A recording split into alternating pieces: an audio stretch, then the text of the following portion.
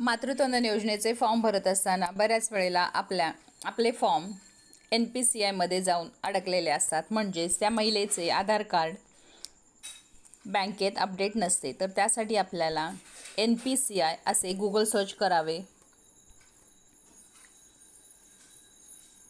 npci.org.in वर click करावे. त्यानंतर डाव्या बाजूला 3 रेषा आहेत, त्याच्यावर क्लिक करावे. कस्टमर भारत आधार सीडिंग एनेबलर म्हणजे बेसवर क्लिक करावे. त्यानंतर आपल्याला 5 ऑप्शन मिळतात. यामध्ये आपण आधार सीडिंग किंवा डिसीडिंग करू शकतो. त्या मातेचे अकाउंट डिटेल्स काढू शकतो किंवा आधार मॅप्ड आहे किंवा नाही हे सुद्धा चेक करू शकतो. आणि आधार मॅपिंग हिस्ट्री यापूर्वी त्यांनी कुठे आधार मॅप केला होता हे सुद्धा कळू शकते. आणि आपण जे रिक्वेस्ट केली आहे त्याचं स्टेटससुद्धा चेक करू शकतो. तर आपल्याला आता या क्षणी आधार सीडिंग करायचे आहे. त्या मातेचे म्हणजे ज्या महिलेचे आपल्याला मातृत्व नोंदणी योजनेचा फॉर्म भरायचा आहे त्यांचे आधार कार्ड इथे टाकावा.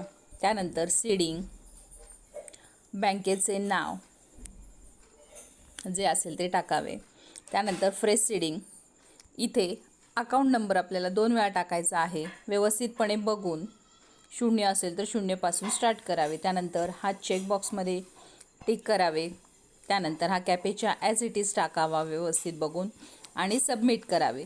सबमिट केल्यानंतर त्या आधार कार्डला लिंक असणाऱ्या मोबाईलवर OTP जातो. तो OTP सबमिट झाला की मग मॅपिंगची प्रोसेस पूर्ण होते आणि आपलं मॅपिंगची प्रोसेस पूर्णच झाली असा आपल्याला मेसेज येतो.